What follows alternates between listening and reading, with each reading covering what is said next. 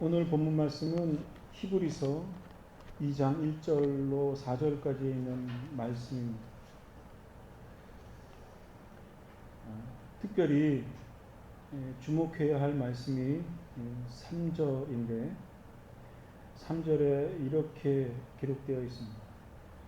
우리가 이같이 큰 구원을 등한히 여기면 어찌 그 보응을 피하리요. 이 구원은 처음에 주로 말씀하신 바요 들은 자들이 우리에게 확증한 바니, 이런 표현이 있습니다. 쉬운 성경에는 이렇게 표현되어져 있습니다. 우리에게 베풀어 주신 구원은 매우 위대한 것입니다.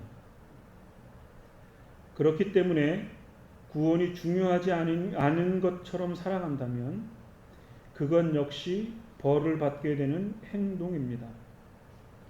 구원에 대해서 처음 말씀하신 분이 바로 주님이시며 또한 그의 말씀을 들은 사람들이 이것이 진실이라고 우리에게 증명해 주었습니다. 같은 내용인데 이 말씀에 보면 구원에 대해서 여러 가지의 내용을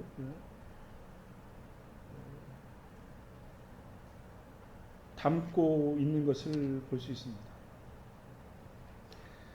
히브리서 기자는 이 말씀을 쓰면서 구원을 받은 너희들이 의미 있고 가치 있게 살아야 한다. 하나님이 너희 성도들에게 베풀어 주신 그 구원은 매우 위대한 것이기 때문에 그 위대한 구원을 경홀히 여기면, 중요하게 여기지 않고 살아간다면 이것은 너가 하나님 앞에 다시 죄를 짓는 것이다.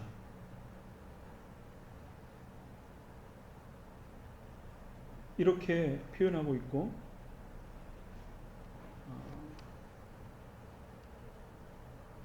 제가 히브리서를 읽으면서 설교를 준비하면서 이 말씀이 굉장히 한편으로 충격이었습니다. 구원에 대해서 처음 말씀하신 분이 바로 주님이시다.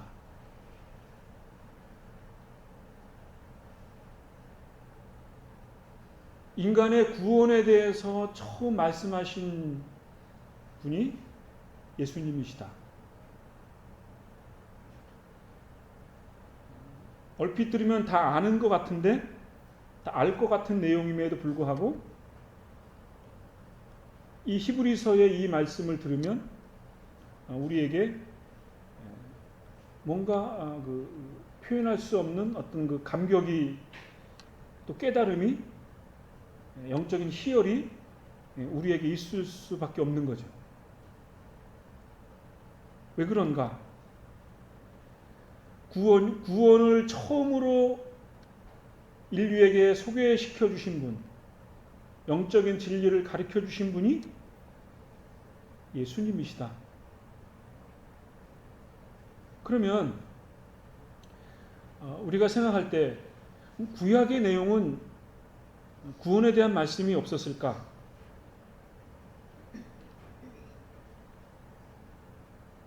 제가 여러분들에게 질문을 하면 구약의 구원의 내용이 있습니까? 없습니까?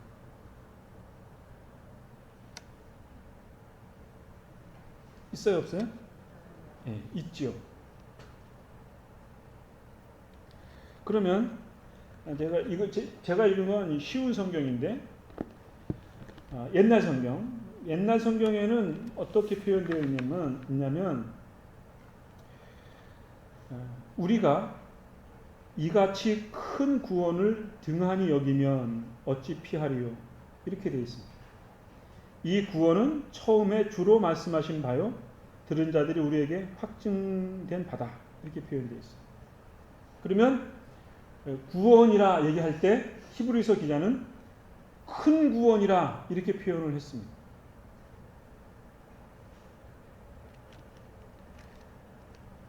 여기에서 큰 구원이라고 하는 것은 작다 크다라는 개념으로서의 큰 구원을 1차적으로 의미하는 거겠죠. 그러나 한 단계 다른 측면에서 보면 이것은 소위 말하는 작은 구원이라고 했을 때 작은 구원과는 다른 방식으로서의 구원을 표현할 때 히브리서 기자는 큰 구원이라는 표현을 했을 것이다. 쉬운 성경에는 매우 위대한 구원이라 이렇게 표현되어 있습니다. 그러니까 매우 위대하든 큰 구원이든 이것은 성경에서 얘기하는 예수님이 말씀하신 그 큰 구원, 그것은 예수님이 말씀하시지 않은 다른 분들이 말한 구원, 조금 전에 집사님이 답변하신 구약에도 구원이 있냐라고 했을 때 있다 그랬습니다. 그 구원,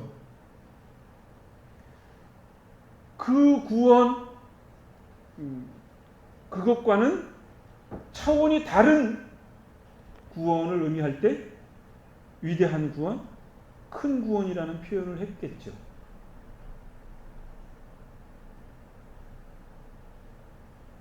이럴 때는 부흥사처럼 목소리를 깔아야 되는데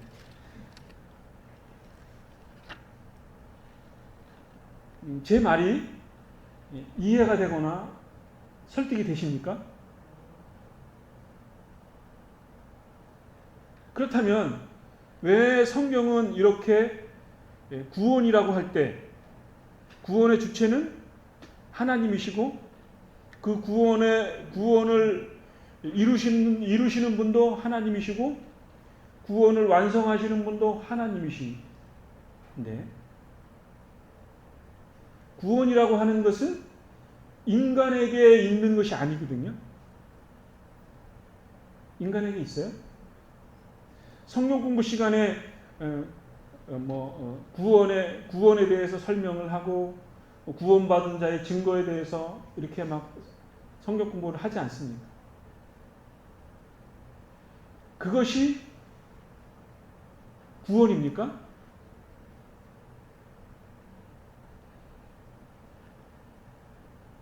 이런 의미에서 우리가 구원에 대해서 정의할 수 있고 구원에 대해서 설명할 수 있고 구원의 열매, 새로 거듭난 그리스도인들의 삶의 열매를 통해서 하나님이 임재하시고 동행하신다라는 것을 유추 해석해 볼 수는 있지요. 그러나 궁극적으로 그런 우리 시각적으로 보여지는 것 또는 인지하는 인식하는 것과 다른 측면으로서 하나님은 구원에 있어서 인간과 그 어떤 타협이 0.0001%도 없는 거죠. 그런 의미에서 구원은 하나님 자신으로부터 시작되고 하나님 자신으로부터 성취되고 하나님 자신으로부터 완성된다는 거죠. 그럴 때 비로소 우리는 완전한 구원을 이루었다. 그런 의미에서 구원을 말할 수 있는 것뿐이죠. 그러면 왜 히브리서 기자는 예수 그리스도의 위대하신 구원, 큰 구원에 대해서 말씀을 하고 있을까? 왜 말했을까요? 그것은 히브리서 1장을 전제하고 있는 거죠. 히브리서 1장 보면 이렇게 되어져 있습니다. 1장 1절 2절 말씀을 한번 보겠습니다. 여러분 성경책을 읽으시면서 아주 쉽게 쉬운 성경으로 제가 읽어드리겠습니다. 옛날에는 하나님께서 예언자를 통해 우리 조상들에게 여러 가지 방법으로 수없이 말씀하셨습니다. 그러나 이제 마지막 때에는 하나님께서 그의 아들을 통하여 우리에게 말씀하십니다. 이게 중요한 것입니다. 뭐가 중요해요? 하나님이 구원에 대해서 말씀하셔요. 이스라엘 백성들을 구원하세요. 하나님의 택한 이방인들도 구원하세요. 구약 성경에 있는 많은 내용들이 구원의 내용을 담고 있어요. 여기에서 말하는 구원은 어떤 거죠? 하나님이 어떤 사건에 대해서 개입하셨다. 그런 의미예요. 쉽게 얘기하면 이런 것입니다. 목이 말라 죽게 됐어요. 그럴 때 물을 먹고 생명을 유지하는 것, 그것은 목마름으로부터의 구원이에요. 맞죠? 이방인들과 전쟁을 합니다. 그럴 때 이스라엘 백성들이 간구하겠죠. 그럴 때 하나님이 개입하셔서 그 전쟁을 승리하게 하세요. 그것을 우리는 전쟁으로서의 구원이다, 이렇게 표현할 수 있겠죠. 개인적으로 우리가 죽음에 처했습니다. 죽을 지경이에요. 병이 걸렸든 어떤 상황이 돼서 죽을 지경이 됐습니다. 그럴 때 하나님이 간섭하셔서 그 문제를 해결해 주시는 것, 그 상황으로부터 하나님의 방법으로 그 문제를 해결해 주는 방법, 그것을 우리는 넓은 의미로 구원이라고 말할 수 있겠죠. 그럴 때 히브리서 1장 1절에 뭐라고 그랬어요? 옛날에는 하나님께서 예언자를 통해 우리 조상들에게 여러 가지 방법으로 수없이 말씀하셨다. 이것은 무슨 뜻이냐면 하나님께서 이스라엘 백성들의 역사를 통해서 하나님이 필요하다고 여기는 그 순간순간의 역사적 사건 속에 개입하셔서, 즉 예언자들을 통해서 하나님의 뜻을 선포하시고 그 뜻에 순종하는 백성들은 하나님의 방법으로 그 문제로부터 구원하여 주셨다 라는 의미, 이것을 우리는 하나님의 역사다, 이렇게 표현할 수 있겠죠. 그런데 2절에 이렇게 표현되어 있어요. 이 그러나가 문제예요. 그러나 이제 마지막 때에는, 이렇게 말씀했어요. 마지막 때에는, 옛날 성경에는 뭐라 그랬냐면 이 모든 날 마지막에 아들로 우리에게 말씀하셨다 그랬어요. 그러니까 구약 시대의 이스라엘 역사 시대를 종지부하고 신약의 시대에 예수님이 이 땅에 오셔서 큰 구원을 선포하셨어요. 그리고 예수님은 하나님 우편에 앉으셔서 영적으로 그 택한 백성들에 대해서 관심을 가지고 계세요. 그리고 하나님의 독특한 방식으로 하나님의 구원의 역사를 이루신단 말이죠. 이것이 예수님이 마지막 날에 유대인들에게 나타나셔서 이루신 큰 구원의 역사의 시작이요 종결점이었습니다.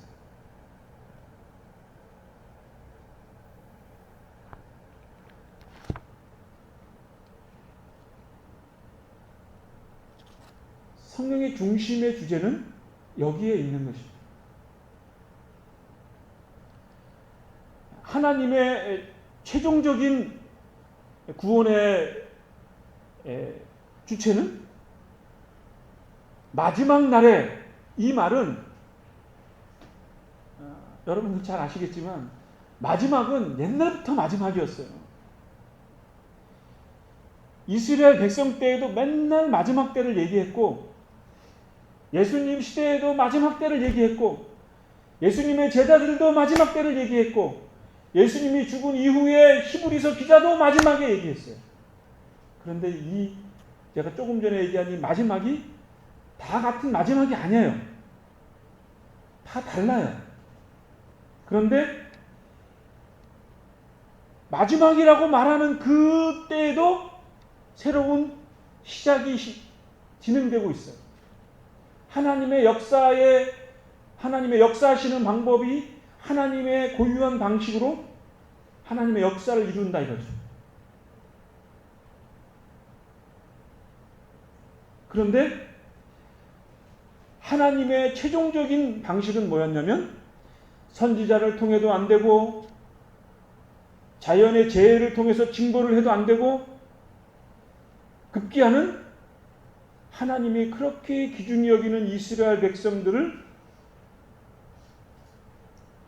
포기라는 표현은 좀 그렇지만 이스라엘 백성들을 접어두고 이방인들에게까지 하나님의 구원의 역사가 이를 정도로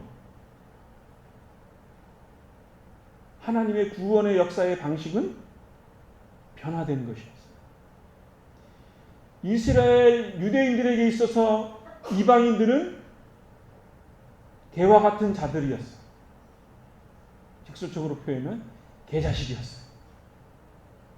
그래서 그 누구도 거들떠보지 않았어요. 말조차 섞지 않았어요. 그렇게 천히 여겼던 이방인들에게 대해서 사도 바울이 그들에게 복음을 전하는 거예요. 마지막 때에 이루신 그 그리스도의 큰 구원을 이방인들에게 증거가 되어진 거죠.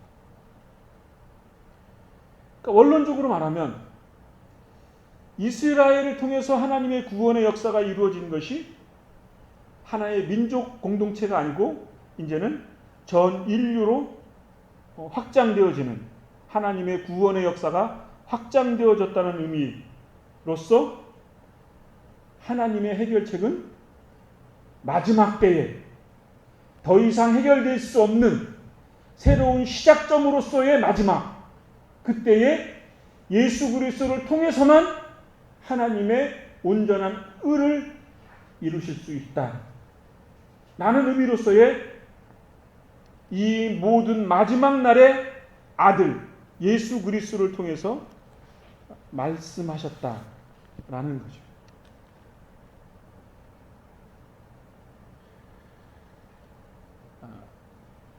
말이 좀 어렵나요? 제가 여러 번 안 본 지가 꽤 됐죠. 안 본 사이에 뭔가 발전이 있어야 될 거 아니에요. 저는 열심히 커피를 팔았지만 여러분들은 설교를 듣고 저보다 기도를 더 많이 하셨잖아요. 그럼 뭔가 좀 발전된 게 있어야 될 거 아니에요.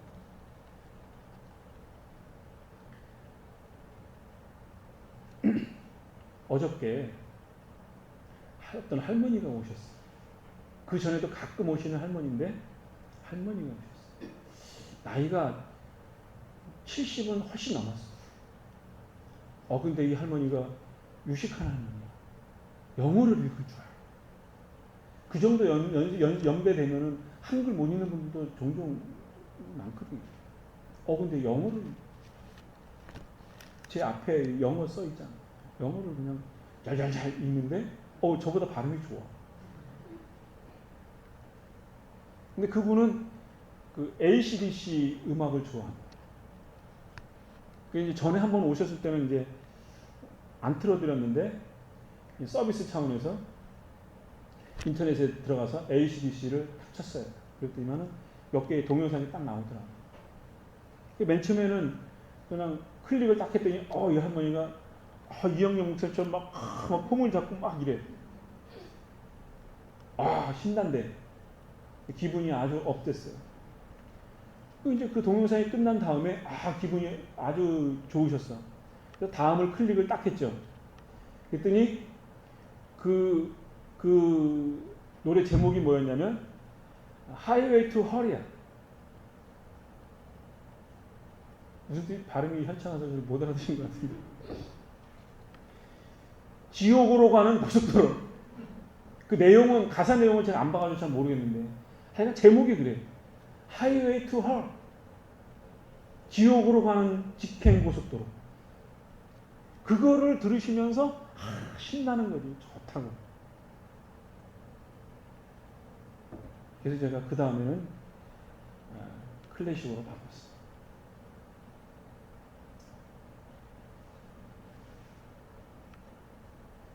인간이 아무리 흥겹고 아무리 즐거운 일이 있다 할지라도 그것이 인간에게 순간적인 쾌락과 기쁨을 줄 수는 있지만 그것이 하나님으로부터 오는 큰 구원과는 본질적으로 다른 것이죠. 그런 의미에서 구원은 매우 위대하고 큰 구원의 역사라고 할 수 있습니다. 그것은 이 세상사와 다른 차원으로서 구원을 의미한다고 할 수 있겠죠. 제가 어저께 카카오 스토리에 글을 이렇게 막 쓰고 있는데 이영경 목사님한테 설교를 해달라는 부탁이 와서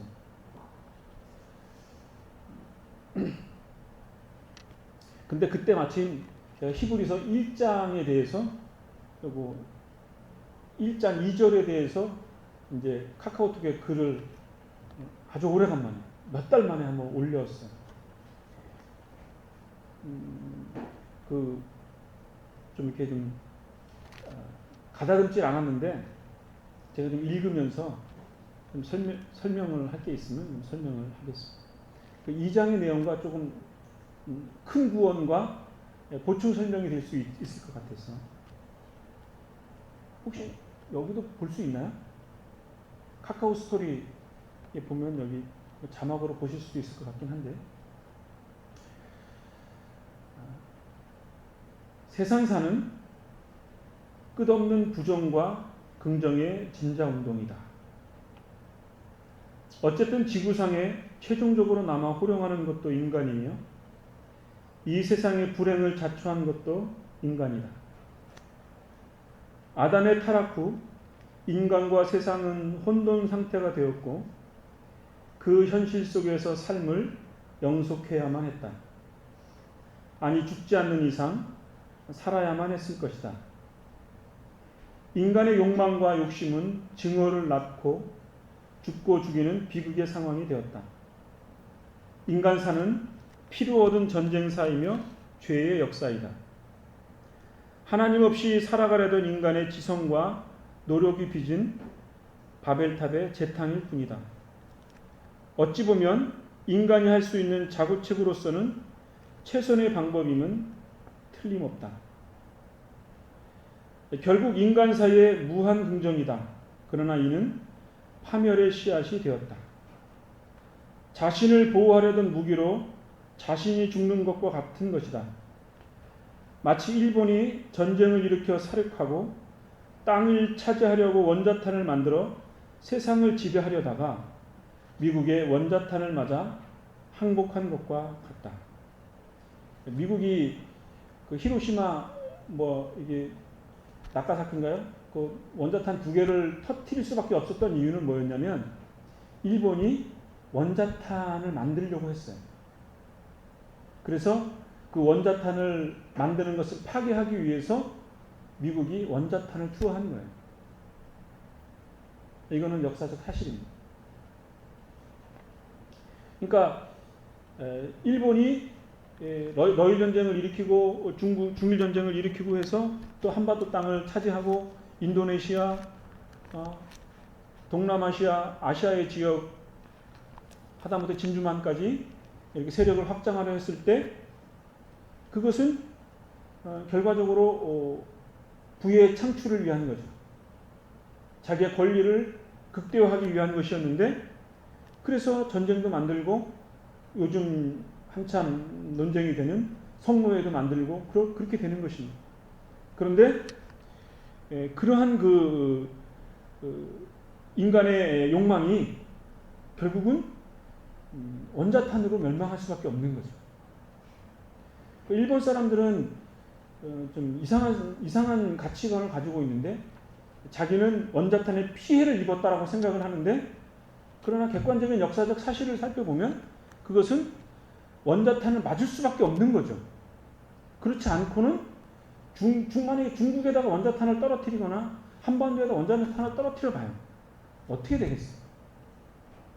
미국 LA에다가 워싱턴에다가 원자탄을 떨어뜨리면 지구의 역사는 걷잡을 수 없는 역사가 되는 거예요. 그러나 일본은 그렇게 생각하지 않는다 이거죠. 뭐 때문에? 인간의 욕망 때문에.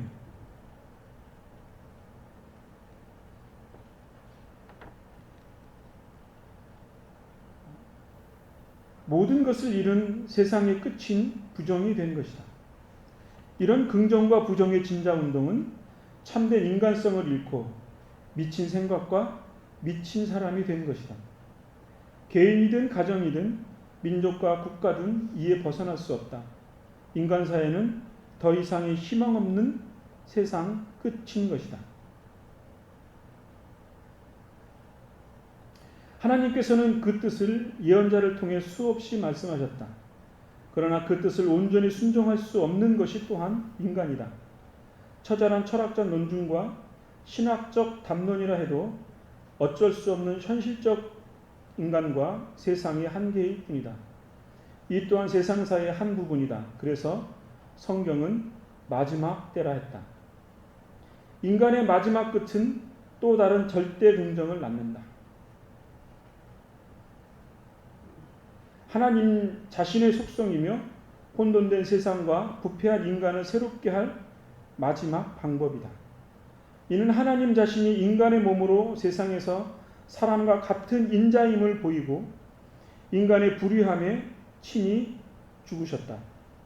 사람들의 죄를 씻고 하나님 우편에 앉으심으로써 인간을 새로운 피조물로 은혜를 베푸신 것이다.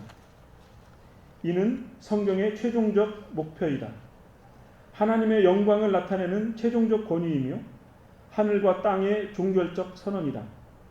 인간에게 내재된 하나님의 형상을 완전케 하시는 절대 긍정의 완성이다. 이는 예수님을 믿음으로써만 주어지는 절대적 기준이며 인간의 가변적 이념이나 상황을 초월하는 하나님 자신의 영광에 이르는 유일한 길이다. 이 외에는 돌이킬 수 없는 절대적 종말인 끝만 있다. 이 이상의 모든 논리적 항변이나 언어적 유희는 하나님께 이르지 못한다. 더 쓸 수 있었는데 이 목사님이 카톡을 계속 보내는 바람에 수정을 못했습니다. 이 말을 간략하게 설명하자면 이 세상 사회는 긍정과 부정이 왔다리 갔다리 끊임없이 움직인다 이거죠. 긍정을 통해서 이 세상은 발전하고 개인도 발전합니다. 그렇죠? 그러나 그 긍정이 인간의 행복과 인간의 구원을 담보하고 있느냐? 인간의 구원을 보장할 수 있느냐라고 했을 때 인간의 긍정은 최종적으로는 바벨탑이었고 그 바벨탑의 끝없는 재생산이 결국은 인간의 긍정이었다는 거죠. 그럴 때 하나님의 방법, 인간의 긍정으로, 인간의 죄악으로, 인간의 욕망으로 세상이 인간성이 파탄되고 하나님의 형상은 끊임없이 지옥으로 향하는 고속도로로 그렇게 급속하게 나아갈 때 인류의 역사의 방향이 급속화될 때 하나님은 그것을 부정으로 그 긍정을 꺾으신다. 어떻게? 노아의 홍수로서 끌고 소돔과 고모라를 멸망시킴으로써 인간의 긍정에 대해서 하나님이 중지시키는 거예요.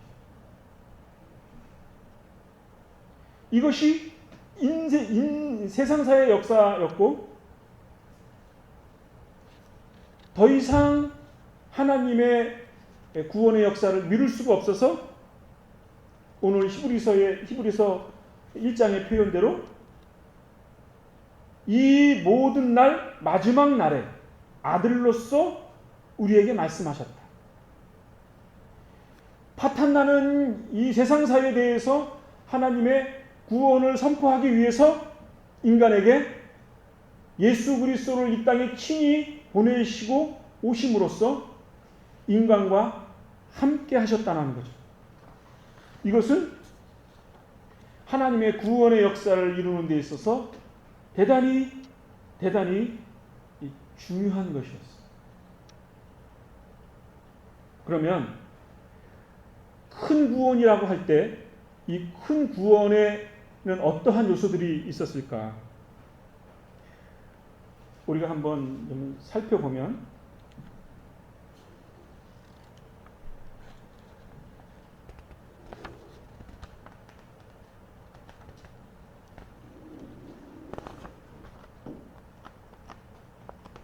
히브리서에 보면 이런 표현들이 있습니다. 히브리서 2장 14절, 17절 말씀을 한번 보겠습니다.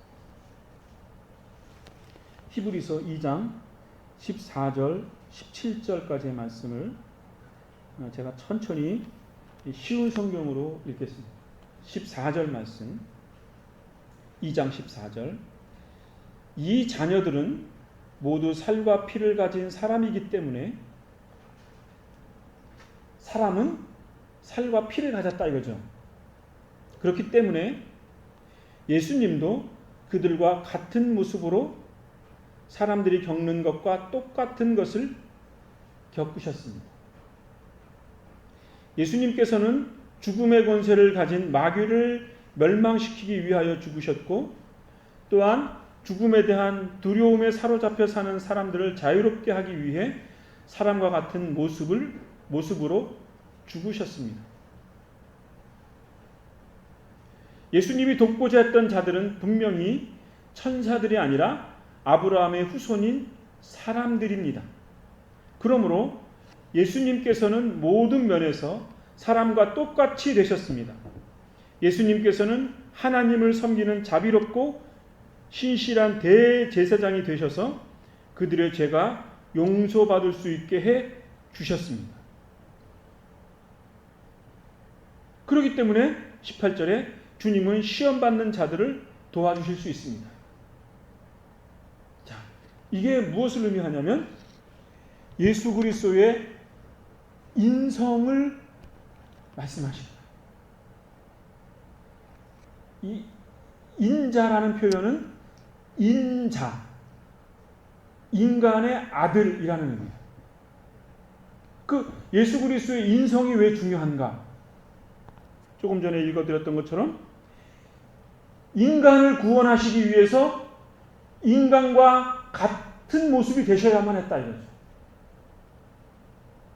만약에 예수님이 인간의 모습으로 입지 않고 천사의 모습으로 오셨거나, 히브리서 1장 후반절의 내용들이 보면 천사의 모습으로 입고 오셨다. 즉 예수님이 영적인 모습으로 오셨다 라면 인간을 이해할 수 없고 인간과 같이 동질화될 수 없다 이거죠.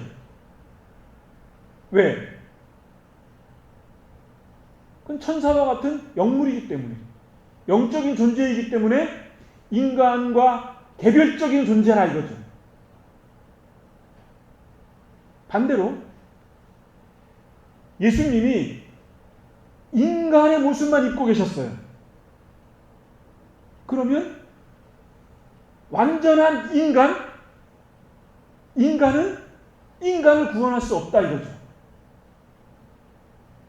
그렇기 때문에 예수님에게 있어서는 거룩한 하나님의 신성이 있어야 했어요. 그러니까 예수님에게 있어서는 인간을 구원하는 큰 구원을 이루기 위해서는 완전한 인성과 완전한 신성이 있었어야 했어요. 그러니까 이 표현을 하나님께서 인간을 구원하시기 위해서 인간의 모습을 입고 이 땅에 오셔서 어린 양처럼 십자가에서 죽었다. 그리고 인간의 죄를 용서해 주셨다. 내가 다 이루었다라고 표현함으로써 하나님이 예수님의 모습을 몸에 입을 입고 인간 예수가 죽으심으로써 인간의 죄를 용서하시고 인간을 구원할 수 있는 하나님의 큰 구원의 역사가 이루어졌다라는 거예요.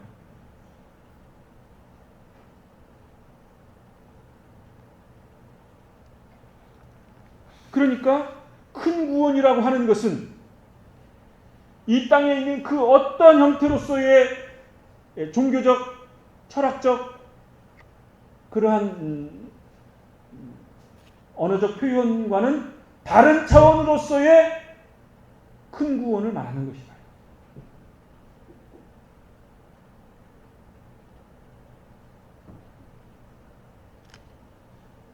그러면 그 큰 구원의 내용이 무엇일까? 우리 에베소서의 말씀을 한번 찾아보겠습니다. 에베소서 1장. 에베소서 1장 9절 10절 말씀. 에베소서 1장 9절 10절 말씀을 쉬운 성경으로 읽겠습니다. 제가 왜 자꾸 쉬운 성경을 읽냐면 한글 성경을 잘 이해를 못하겠더라고요. 그래서 제가 쉬운 성경을 요즘 아주 즐겨 애독하고 있습니다. 제가 책장 사는 건 아닌데 쉬운 성경을 꼭 사서 읽어보시면 좋겠어요. 왜 그런가? 이 쉬운 성경은 소위 말하는 맛소라 사본을 기본으로 했어요. 맛소라 사본은 뭐냐면 유대인들이 성경을 기록을 했어요. 신약과 구약을 기록을 하면서 유대인의 방식으로 유대인의 그 정서를 가지고 히브리어로 기록을 했는데 그것을 기본으로 한 게 이 쉬운 성경이에요. 그러니까 이 쉬운 성경의 특징은 뭐냐면 주어와 수어가 명확해요. 한글 성경은 막 읽다 보면은 읽기는 있는데 이게 무슨 뜻이야? 그런데 쉬운 성경은 확실히 쉽죠. 제가 읽어드린 거 쉽죠? 네. 아니면 어쩔 수 없고. 에베소서 1장 9절 말씀 제가 읽어드리겠습니다. 8절부터 읽겠습니다. 하나님께서는 풍성한 지혜와 지식으로 9절 우리에게 한 가지 비밀을 가르쳐 주셨습니다. 그것은 하나님께서 그리스도를 통해 우리를 구원하시려는 뜻을 가지고 계시다는 것이었습니다. 하나님의 풍성한 지혜와 지식으로 한 가지 비밀을 우리에게 가르쳐 주셨다 이거죠. 그리스도를 통해서 구원하시는 비밀의 뜻을 가르쳐 주셨다. 10절 말씀. 때가 되면 이게 마지막 때 그런 의미예요. 히브리서의 개념과 같은 의미예요. 때가 되면 하나님은 그 계획을 분명히 이루실 것입니다. 왜? 구약의 방식으로는 불완전하다 이거죠. 새로운 하나님의 다른 차원으로서 큰 구원, 그것을 이루시기 위해서는 하나님은 그 계획을 분명히 이루실 것입니다. 땅과 하늘에 있는 모든 것의 으뜸이 되신 그리스도 예수 안에서 하나가 될 것입니다. 다시 땅과 하늘에 있는 모든 것의 으뜸이 되신 그리스도 안에서 하나가 될 것입니다. 이렇게 표현되어 있습니다. 이것을 옛날 성경에는 어떻게 되어 있죠? 하늘과 땅을 통일되게 하려 하심이니라 이렇게 표현되어 있습니다. 여러분 잘 들어보세요. 동양의 종교 사상에는 어떤 게 있죠? 무엇으로 가득 차 있죠? 땅의 지식이에요.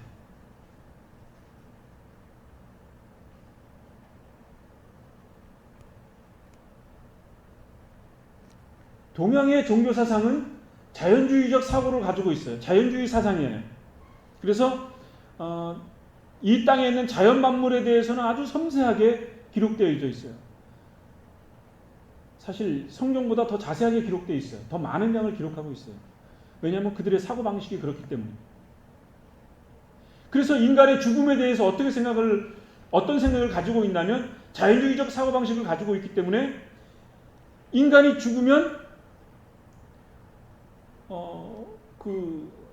조상에게 돌아간다고 생각을 하는 거죠.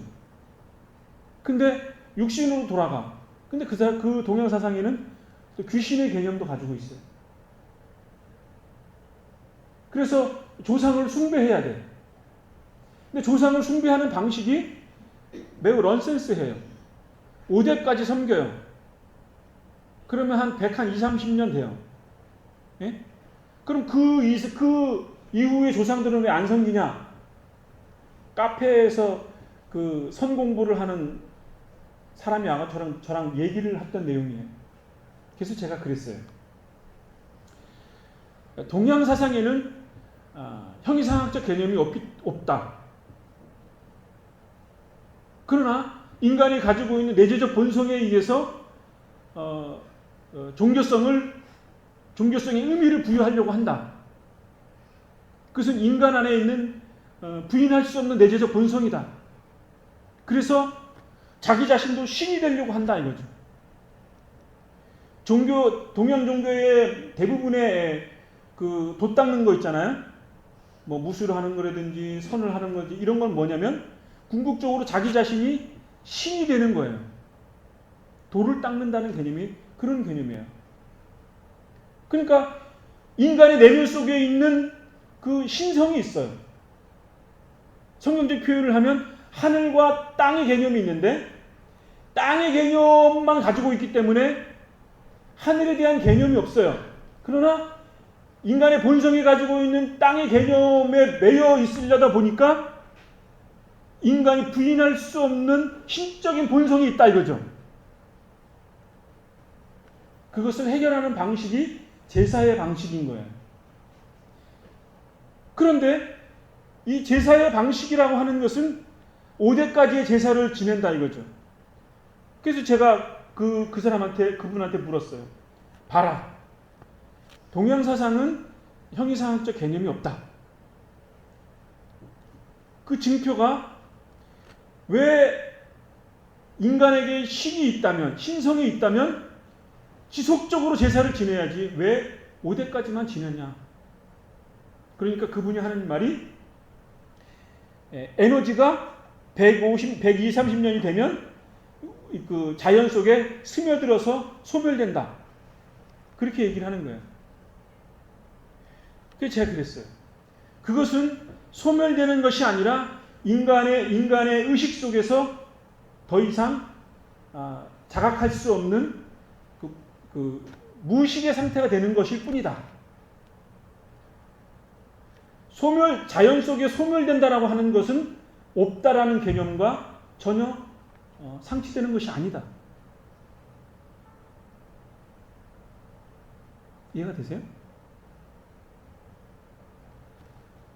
그러니까 하나님이 없는 종교적 속성은 땅의 종교예요. 거기는 소위 말하는 천상의 개념이 없어요.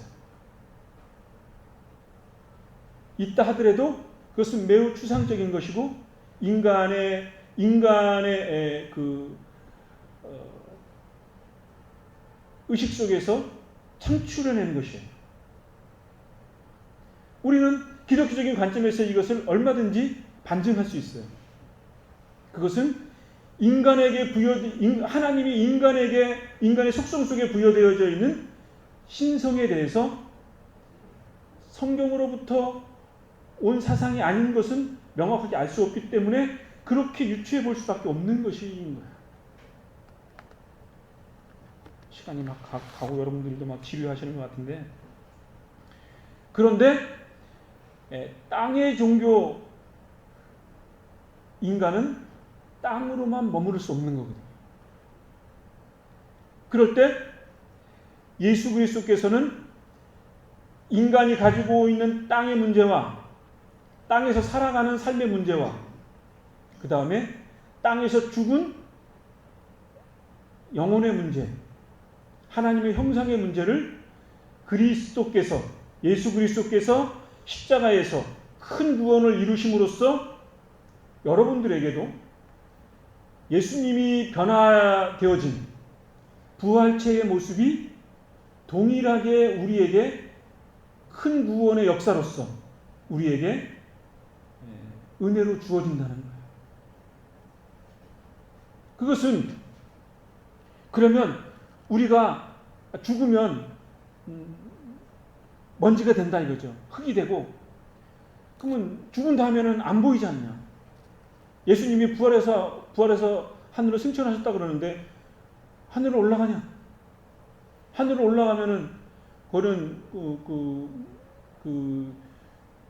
진공 상태인데 숨을 못 쉬어서 죽을 거 아니냐? 어떻게 이해해야 되죠? 이것은 간단해요. 큰 구원이라고 하는 것은 우리 인간이 생각하고 있는 인식하는 사유방식과 다른 방식으로서 하나님이 하신다는 거죠. 거기에 대한 세세한 사항은 저는 잘 모르겠습니다.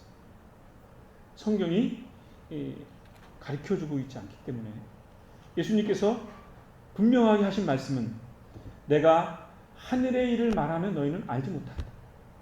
땅에서 말하는 하느님의 진리 너희들도 잘 이해를 못하는데 사후적인 너희들이 어떻게 알겠느냐, 이렇게 말씀하셨음에도 불구하고 예수님이 친히 제자들에게 보여주신 새로운 방식으로 저와 여러분의 새로운 영적인 존재의 삶을 살게 하신다. 여러분이 죽더라도 두려워하지 마세요.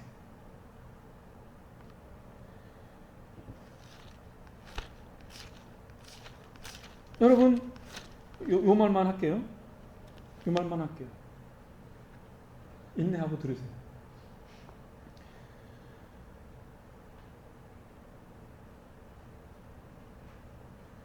사람은요, 죽는 것을 자각할까요, 못할까요?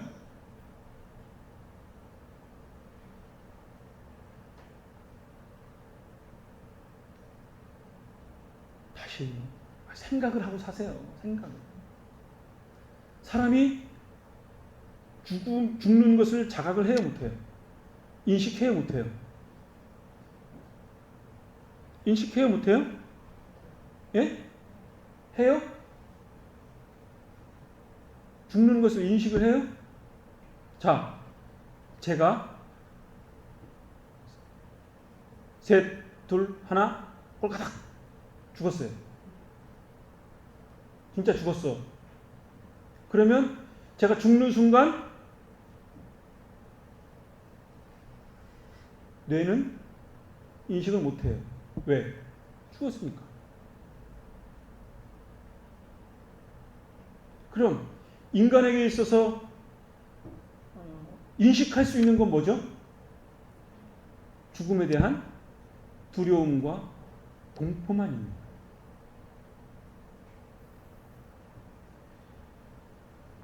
인간은 자기 자신의 죽음을 인식하지 못해요. 그러나 남이 죽어가는 모습을 보면서 자기도 그렇게 죽을 것이라고 유추 해석하죠. 그리고 몸에 고통이 올 때에 두려움의 공포만 인식해요. 죽음이라고 하는 그 수금의 정점은 인식할 수 없어요. 그러니까 죽음에 대해서 두려워하지 마세요. 그래서 요한복음에 예수님이 말씀하시기를 근심하지 말라. 그랬어요. 근심하는 것은 우리가 습득된, 이 세상에서 보고 듣고 느껴지며 습득되어진 고통의 공포와 죽음의 공포만 우리가 인식할 뿐 죽음의 그 정점은 인식할 수 없어요.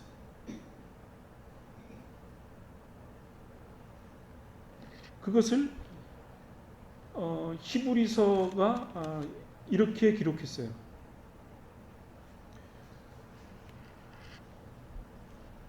2장 15절에 또한 죽음에 대한 두려움에 사로잡혀 사는 사람들을 자유롭게 하기 위해 사람과 같은 모습으로 죽었다.